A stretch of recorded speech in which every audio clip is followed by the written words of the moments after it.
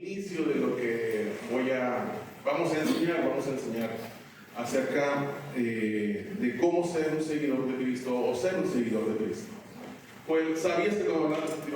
¿Sabías que vienes? ¿Estás nervioso?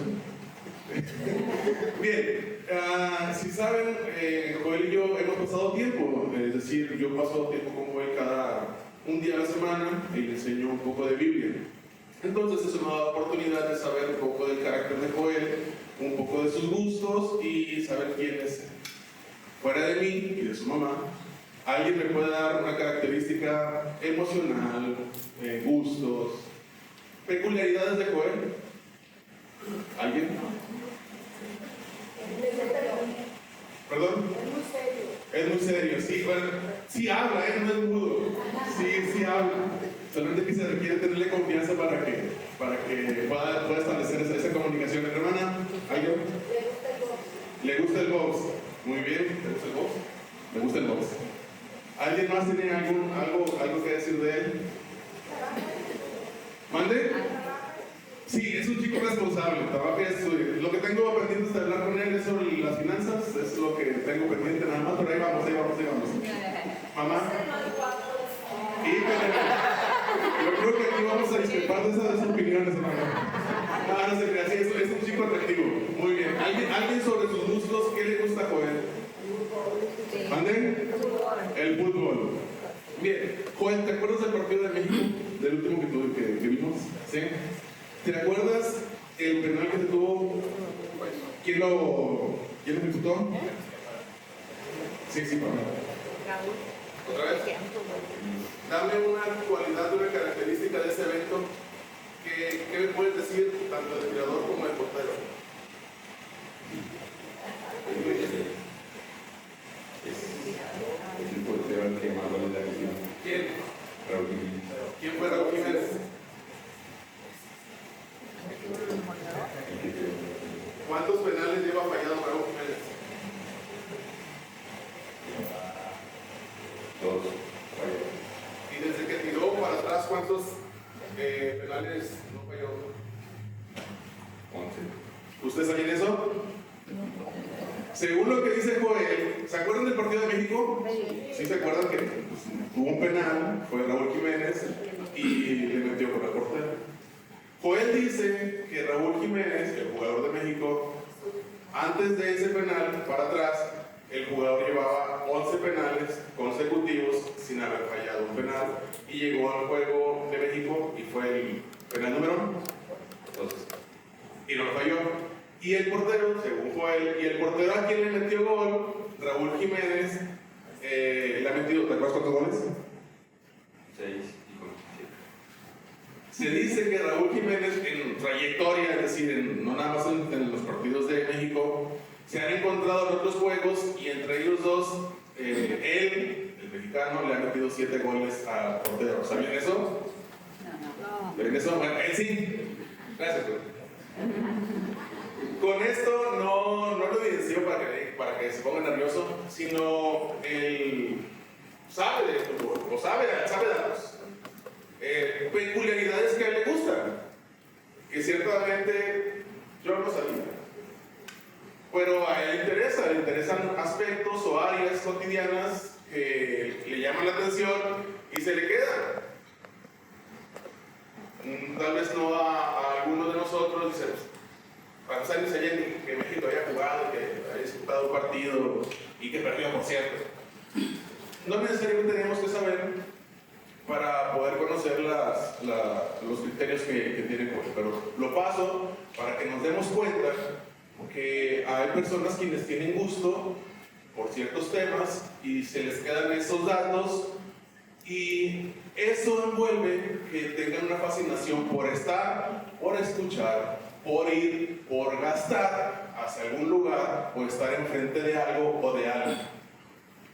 Y así empezamos esta predicación. Las imágenes que les voy a mostrar, les voy a pedir que me digan cuál es el común denominador de estas imágenes.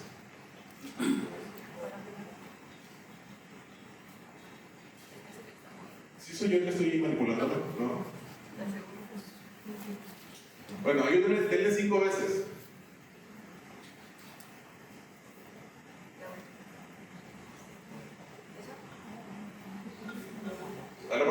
vez y luego lo regresas.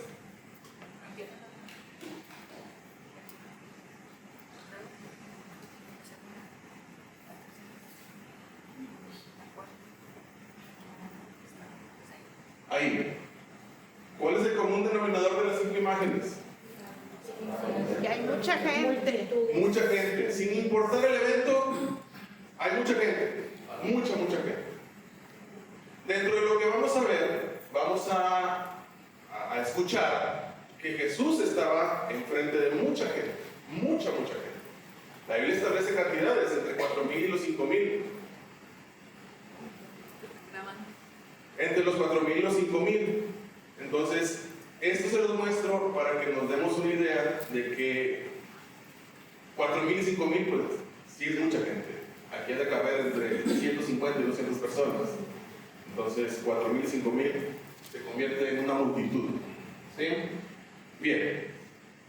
Para entrar en lo sabroso de la predicación, vamos a nuestras Biblias y busquemos Marcos capítulo 8 del 27 al 38 y también capítulo 9 versículo 1, que esa va a ser la lectura de la enseñanza el día de hoy.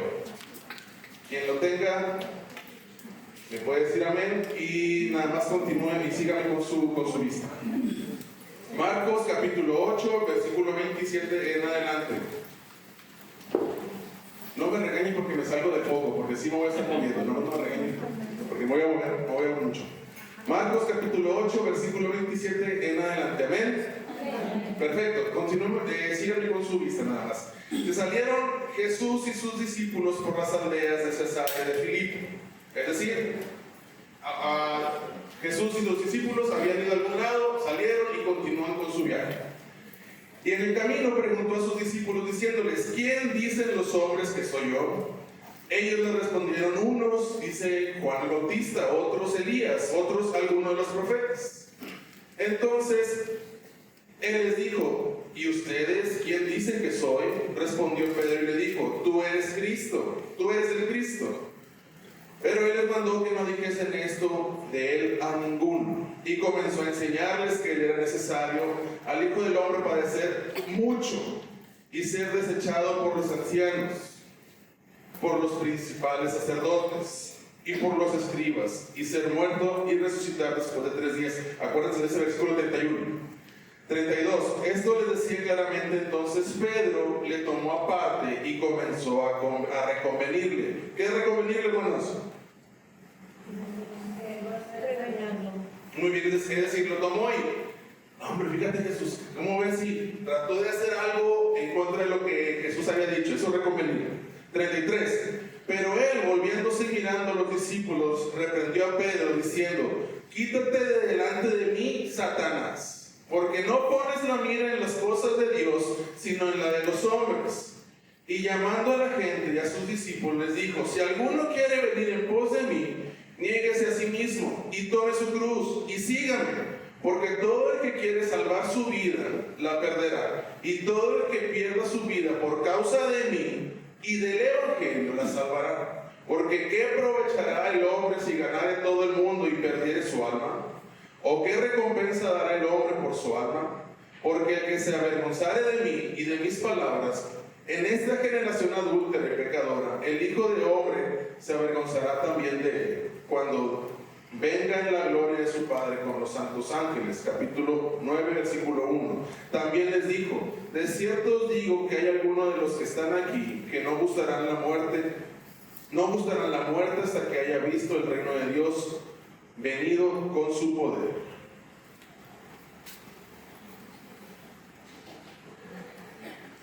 Yo a esta enseñanza la titulé Ser un seguidor de Cristo. Ser un seguidor de Cristo. Me acuerdo que hace 15 días nuestro hermano David hizo algo similar. Seguidor o fan. Yo le puse a este ser un seguidor de Cristo. Como vimos con Joel, habemos personas que nos gusta el fútbol, que se nos facilita asimilar temas, asimilar aspectos, datos, El fútbol, cualquier índole, mediciones de la cancha, cantidad de jugadores, cantidad de juegos por temporada, datos. Habrá otras personas que digan, no, pues a mí el deporte y mucho menos el fútbol, pero la cocina sí se me da. Y me gusta ver programas de la cocina, y cuando viene alguien famoso, que incluso hay programas populares de cocina, yo estoy puntual y no me pierdo de los capítulos que Netflix tiene. Y así sucesivamente cantidad de temas dependiendo de cada gusto. Significa que usted tiene la oportunidad de gastar, de invertir, de ir de acuerdo al tema que a usted le gusta. Es decir, aunque no se me ve, en mis años mozos, cuando tenía alrededor de los 15 y 17 años, a mí me gustaba el cómic y el anime. Yo iba a las conferencias donde se daban en internet para ver qué novedades tenía el cómic y el anime. Me gustaba. Tenía la posibilidad de asimilar imágenes, dibujos, prendas, etc. Obviamente pasó el tiempo y ya pasó ese gusto. Pero lo que le quiero mostrar es, póngase usted un gusto peculiar, algo que no le dificulte asimilar un dato, asimilar una imagen, asimilar un algo, donde usted diga, le puedo y le quiero invertir solo por sencillamente gusto, y quiero estar en ese lugar viendo ese algo o ese algo. Y se va a convertir usted en una multitud. Bien, igual pasa o pasó en esta historia con Jesús y sus discípulos. En el capítulo anterior dice la Biblia que Jesús iba saliendo de algún lado, sanando, y dice la Biblia que la gente lo seguía. Entonces, dentro de esa gente, dice la Biblia que ya había pasado días con él. No nada más fue de un ratito el que se enteraron que venía Jesús, y fueron y lo vieron, se sumaron por la ventana y se regresaron. No, la Biblia dice que dejaban su casa y lo seguían, porque Jesús iba a una región, iba a un pueblo, se quedaba a hacer milagros, se quedaba a enseñar, terminaba con esa región, caminaba junto con los discípulos y se iba a otra región. Esto lo vemos en los capítulos 7 y 8, donde la enseñanza de nuestro hermano, veíamos la que sanaba a alguien no podía ver, era un ciego. Bueno, esto sucedió en un lugar diferente al de Bethsaida. Entonces, si leemos las regiones que dice la Biblia, no es como de caminar de aquí a Soriana. Jesús y los discípulos caminaban trayectos largos y la gente los seguía. Bien, el ver que la gente los seguía se convertían en momentos donde Jesús y los discípulos escuchaban murmullos y voces de quienes venían detrás de él, que ya habían visto o venían viendo milagros y enseñanzas que Jesús les daba. Entonces llega un momento donde Jesús les dice, y entramos al punto número 1.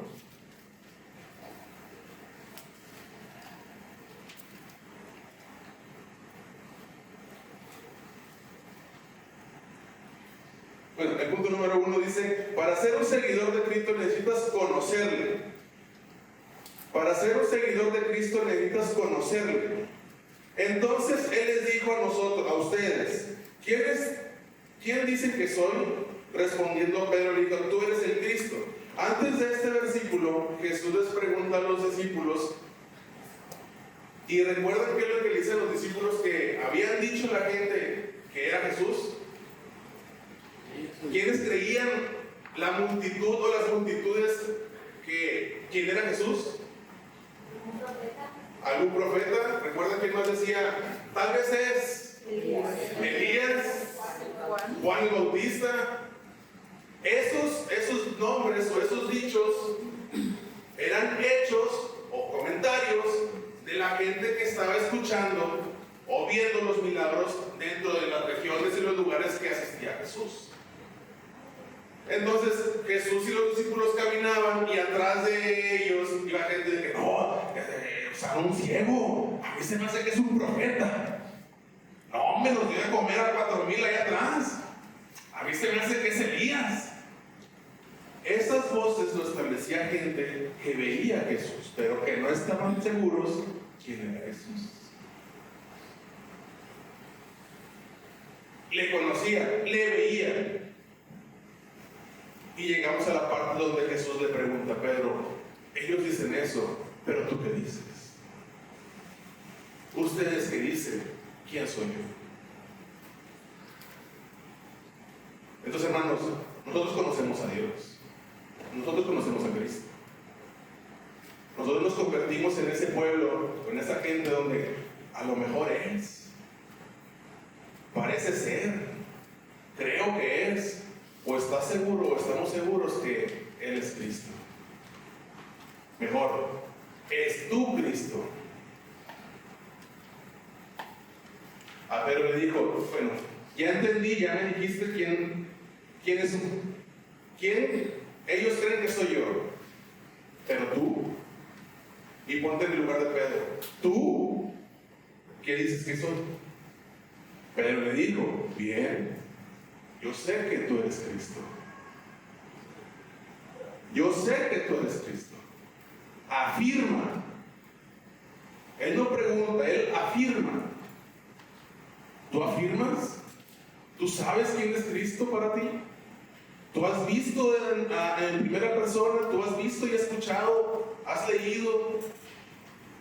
¿Quién es Cristo para ti? Ahora, sabiendo quién es Cristo, sabiendo quién es Jesús, ¿qué hace por ti? ¿Qué hizo por ti? ¿Dónde te tiene? Pedro hasta ese momento se sentía resguardado, seguro, tras las faldas de Jesús. Y digo tras las faldas está todo un lado, ¿vale? Que hasta ese momento no ha habido circunstancia alguna donde pusiera a prueba a Pedro por lo que él creía y lo que él confirmaba. Pero recordemos que sí pasó. Pasó una prueba a Pedro donde se le olvidó quién es Cristo. Donde vemos que las circunstancias, sin importar el nombre, sin importar el estudio, sin importar la fe, las circunstancias te mueven el piso. En el pasaje, en este de Mateo, vemos a un Pedro seguro, a un Pedro firme, a un Pedro que dice, no, yo estoy contigo, yo sé quién eres, yo he visto, te he escuchado, aquí estoy yo sé. Hasta ahí lo vemos.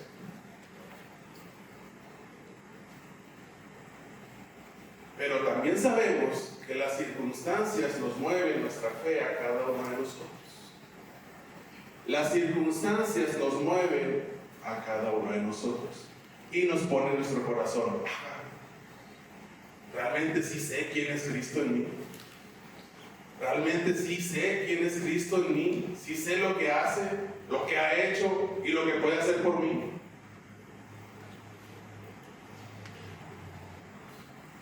Otro ejemplo de ello, ¿se acuerdan del joven rico?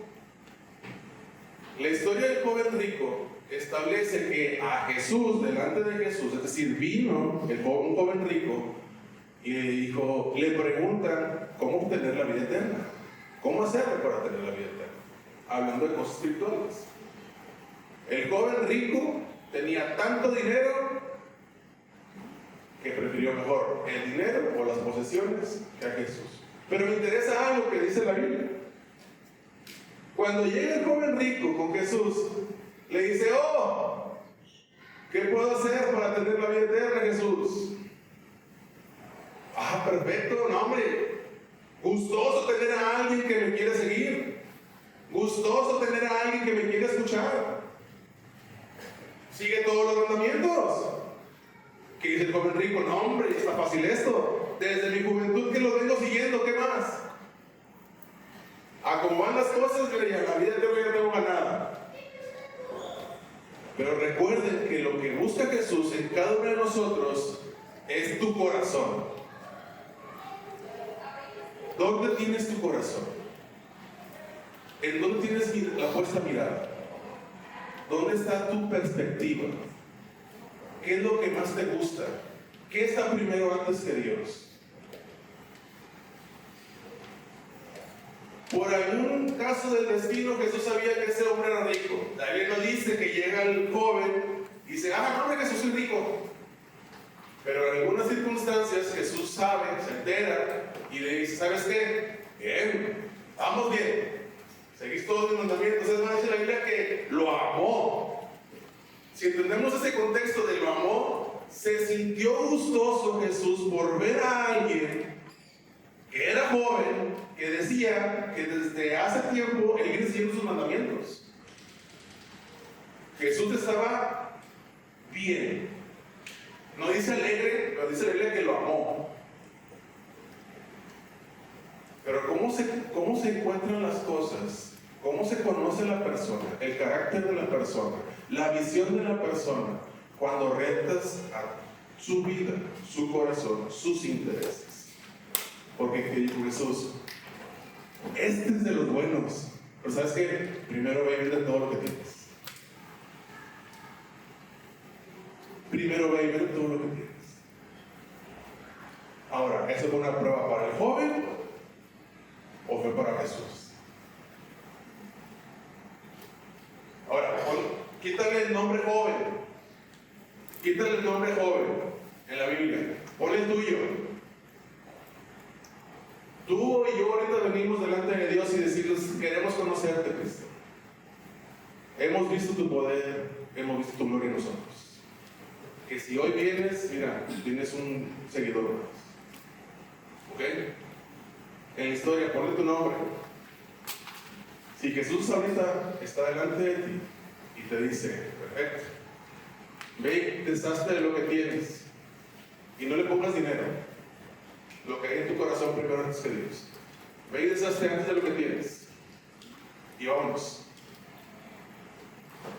Te vas a convertir en ese joven rico que nada más agachó la cabeza y dijo, no, ya vamos para atrás.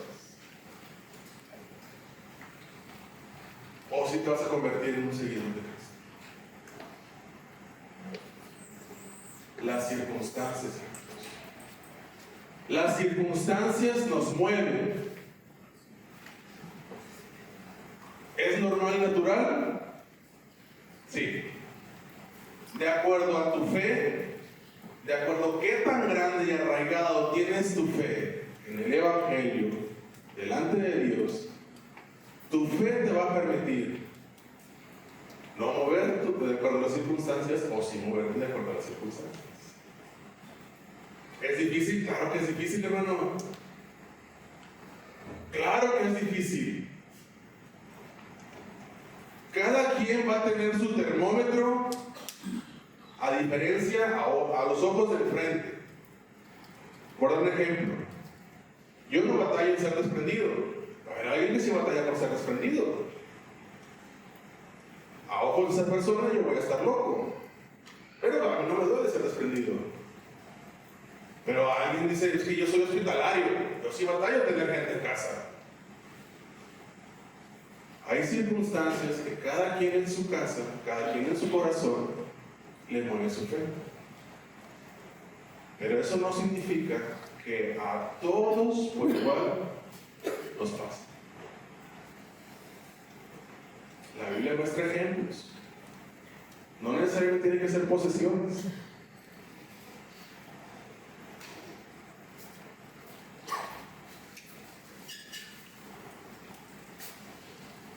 ¿Cuánto tiempo pasas con Dios para saber reconocer que Jesús es el Cristo?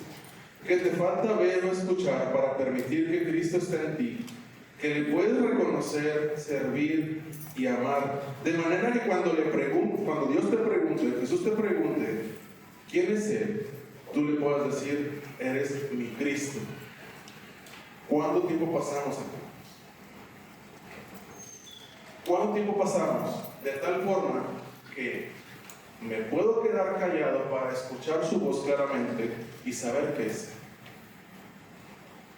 Y así pasamos al siguiente punto.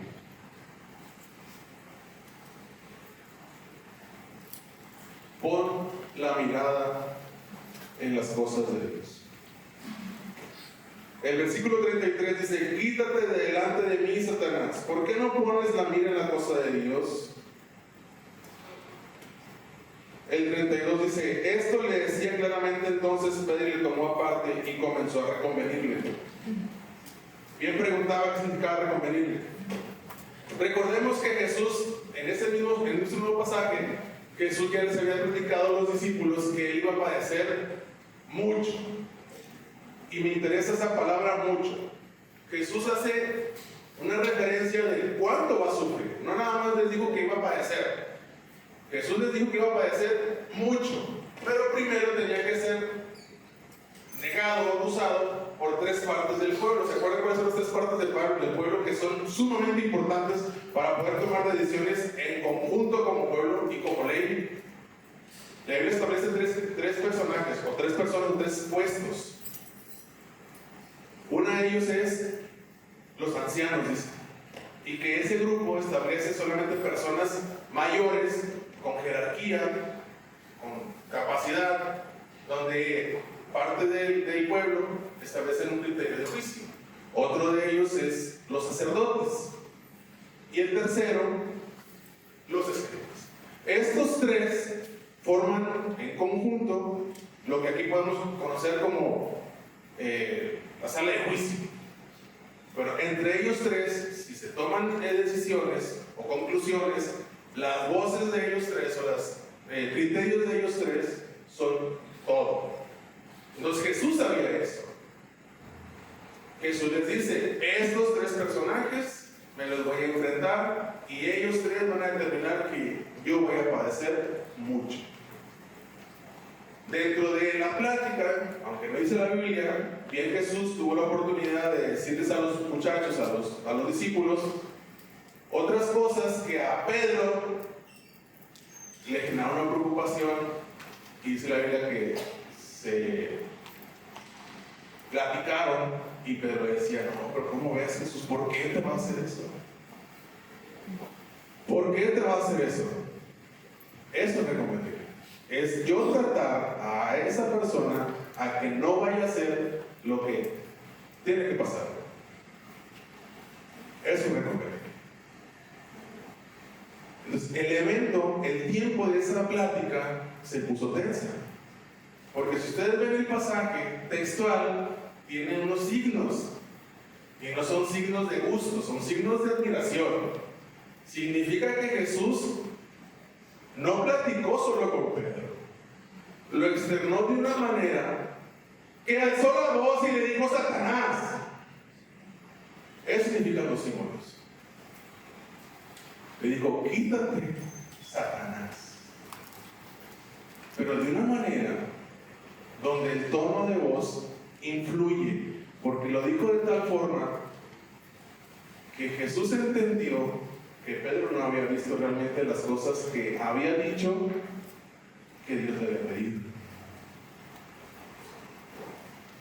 El tono de voz que uso, hermano, es suave.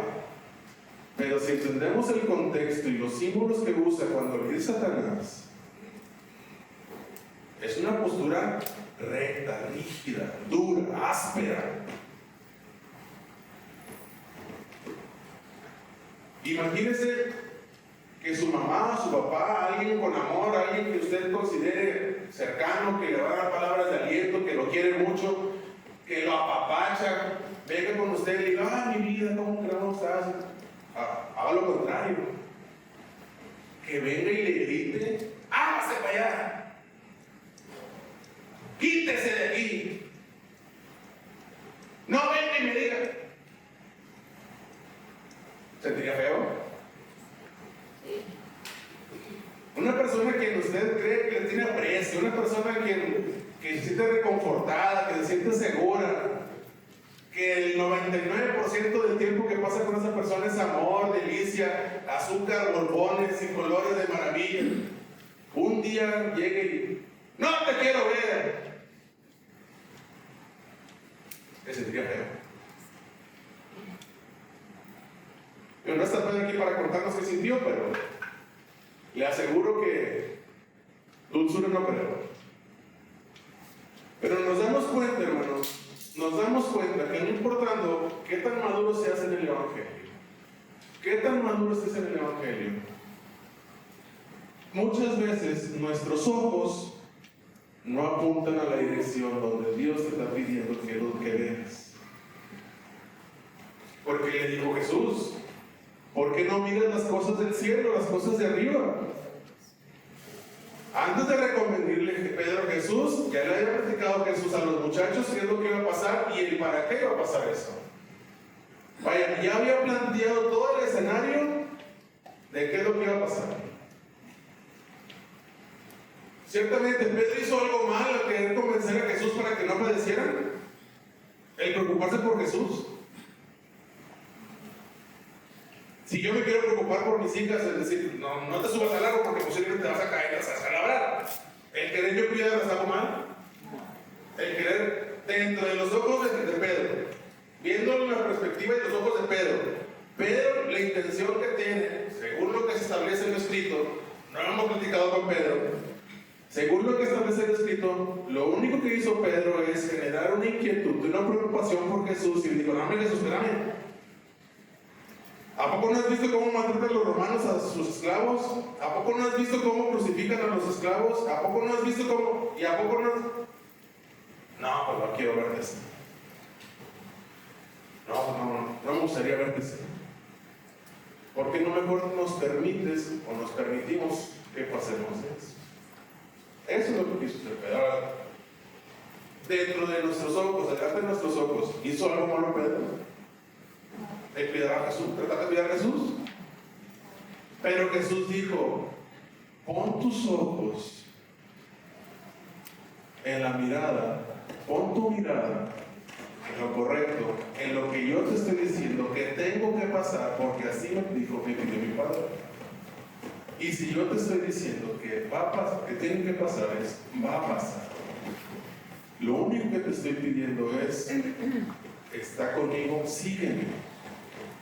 Y pon tu mirada en las cosas de Dios.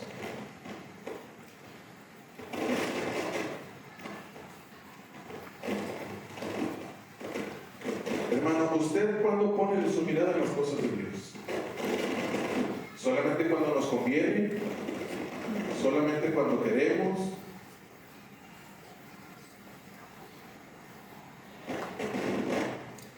¿O en todo momento?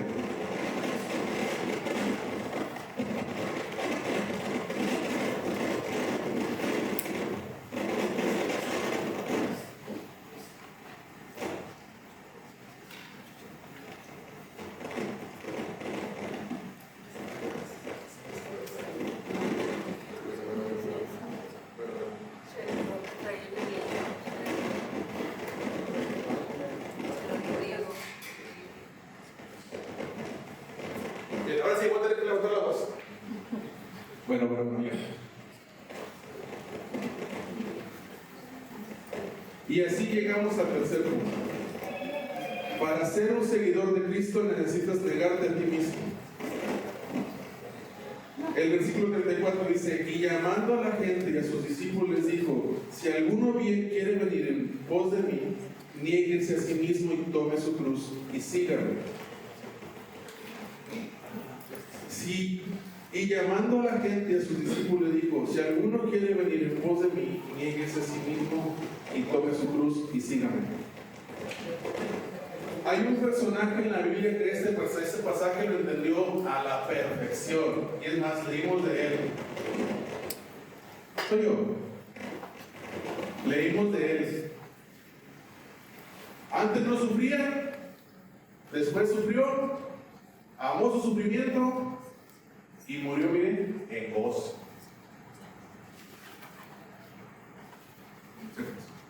¿Ubícate de quién está hablando? Este pasaje lo entendió un personaje perfectamente. Y llamando a la gente y a sus discípulos dijo, si alguno quiere venir en pos de mí, me voy a negar, voy a tomar la cruz de Cristo y vámonos con él. Un personaje que entendió perfectamente este pasaje. Leímos de él que no sufría, Lo hicieron que sufriera, murió sufriendo y gozoso por su sufrimiento.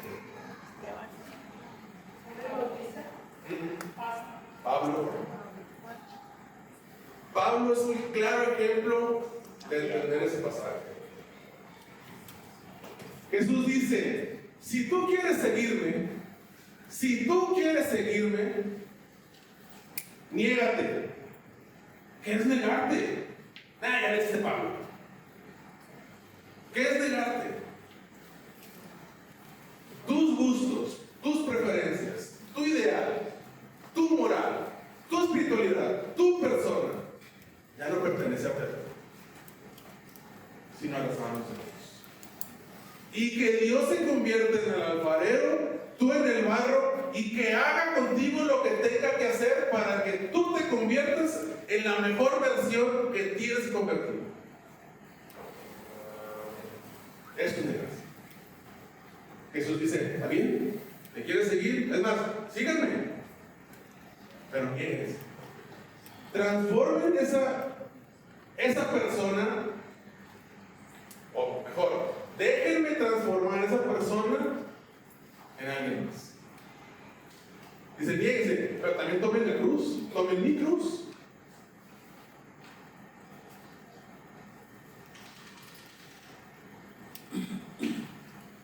Pablo entendía, y lo vemos, Gálatas 2:20. Si alguno no tiene oportunidad de leer lo que sea celular, Biblia, Gálatas 2:20. Pero fuerte, man, fuerte.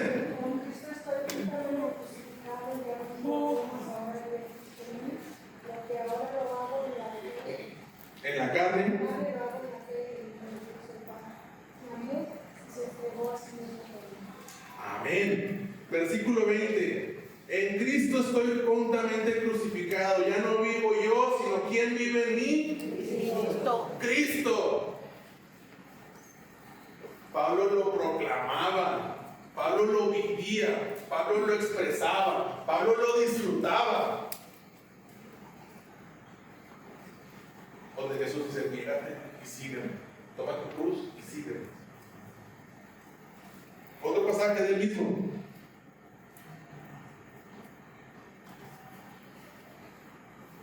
Filipenses 1:21.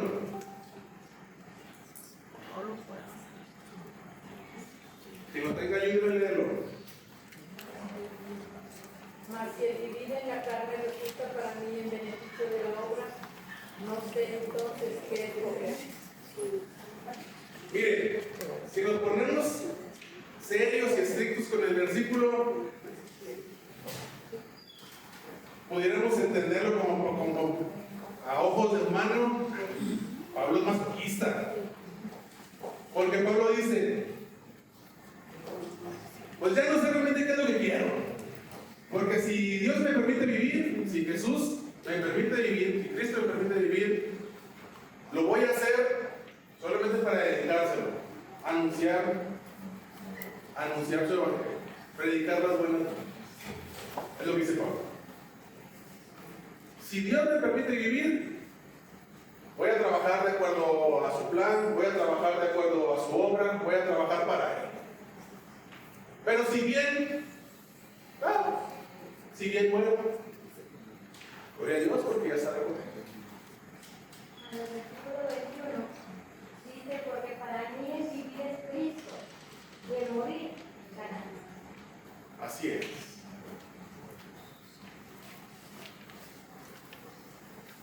¿Qué tuvo que pasar Pablo para llegar a tener ese pensamiento, ese criterio? Que ya sus acciones, ya su vida, su vivir, ya no sé, ya no dependen de él, ya no son para él.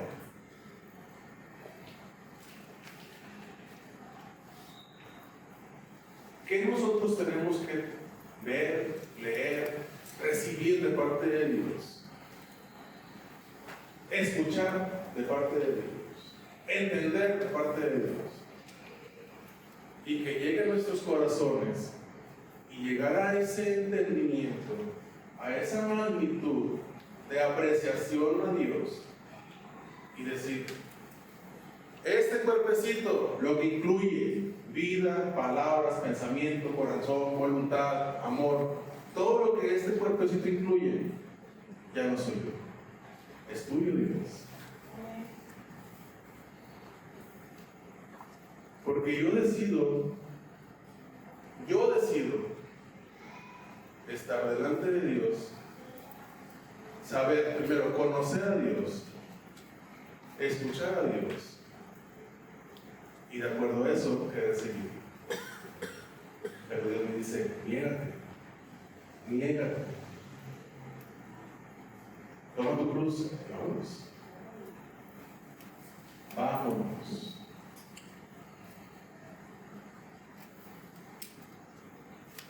Para ti y para mí como creyente, el gusto de buscar a Dios debe de ser más necesario que incluso comer.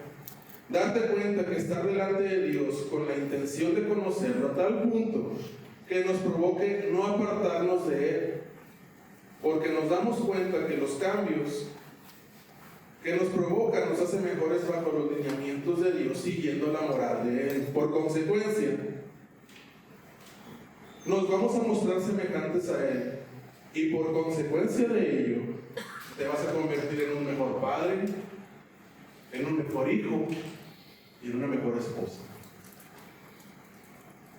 Hermano, ¿no quiere usted ser así? ¿No quiere tener una mejor versión de usted? Que usted puede llegar con sus seres y lo puedan ver distinto,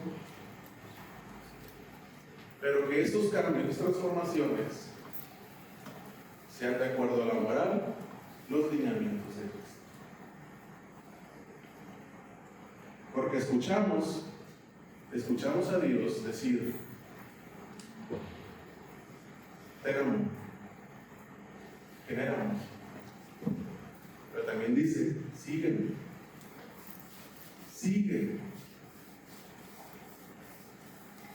O nos vamos a convertir en aquel cristiano donde no es mi tiempo, no es para mí ahora. Espérame, Dios, déjame termino con los míos, déjame primero preparo los míos, y ya cuando termine y están ya encaminados, ya cuando tenga responsabilidad, ya he acabado yo, deja ver si lo puedes. ¿Qué tienes que esperar? ¿Qué tienes que esperar para seguir? ¿Qué tiene que pasar para que lo busques? ¿En dónde te encuentras hoy y no lo sigas? El tiempo no falló y el tiempo no es mañana. Dios te está pidiendo hoy. Dios te está pidiendo hoy que tomes tu cruz y andes con Él, pero que tu persona se las dejes en la mano de Dios, y te aseguro que Él va a hacer algo mucho mejor contigo que tú solo por ti mismo. Pero ¿qué estamos dispuestos a soltar? ¿Qué estamos dispuestos a entregarle a Dios para que así nos computamos en su seguimiento?